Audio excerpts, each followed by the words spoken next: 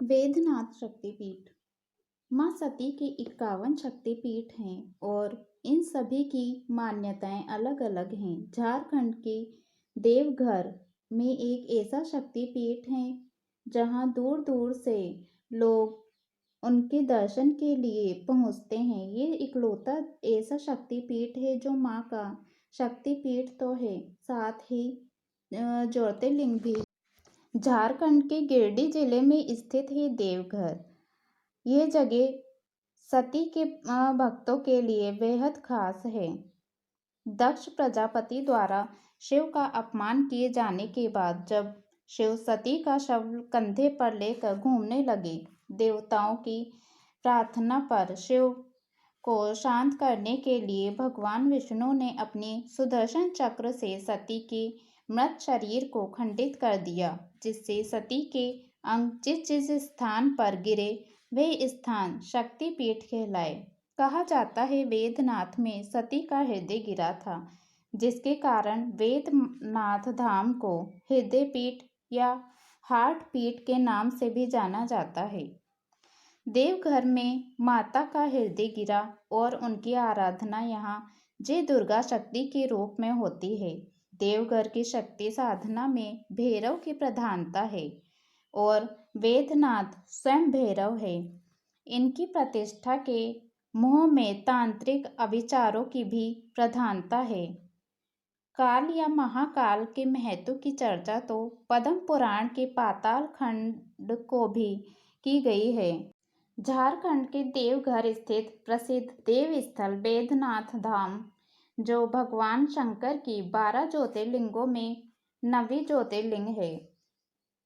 ये ज्योतिर्लिंग ऐसे तो सभी ज्योतिर्लिंगों में सर्वाधिक महामंडित माना जाता है, लेकिन यह भारत देश का एकमात्र ऐसा स्थल है जहां ज्योतिर्लिंग के साथ शक्तिपीठ भी है। पौराणिक मान्यताओं के मुताबिक यह ज्योतिर्लिंग महान विद्वान लंकापति रावण द्वारा यहाँ लाया गया।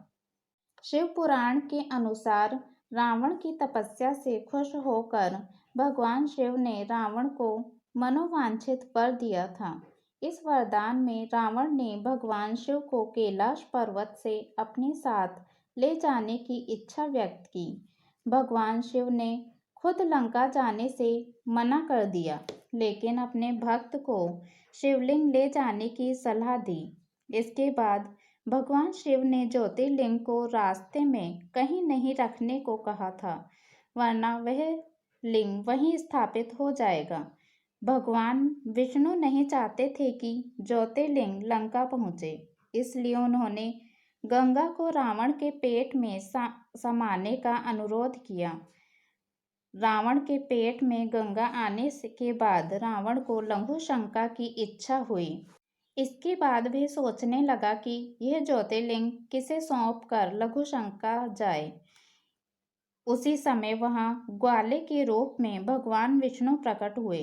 रावण ने उस ग्वाले को वह ज्योतिर्लिंग सौंप कर कहा कि वह लघुशंका करके आ रहा है, लेकिन इस ज्योतिर्लिंग को वह जमीन पर न रखे। रावण जब लघुशंका करने लगा तो लघुशंका करने की उसकी इच्छा समाप्त नहीं हो रही थी। काफी देर तक जब रावण नहीं लौटा तो ग्वाला शिवलिंग को जमीन पर रखकर गायब हो गया। जब रावण लौट कर आया तो उसके लाख प्रयास के बाद भी शिवलिंग टस से मस नहीं हुआ और खाली हाथ उसे वापस लंका लौटना पड़ा। बाद में यहाँ सभी देवी देवताओं ने यहाँ आकर पूजा अर्चना की और फिर भगवान विष्णु ने अपने हाथों से इस ज्योतिर्लिंग की स्थापना की। इसके काफी दिनों के बाद वेदनाथ नामक चरवाहे को उस ज्योतिर्लिंग के दर्शन हुए और फिर वह प्रतिदिन उसकी पूजा करने लगा। इसलिए इस पावन धरती का नाम वेदनाथ धाम पड़ा। इस स्थान के अनेक नाम प्रचलित हैं: हरित की वन, चिताभूमि, रणखंड, खांडेश्वर, हृदय पीठ आदि। जय माता दी।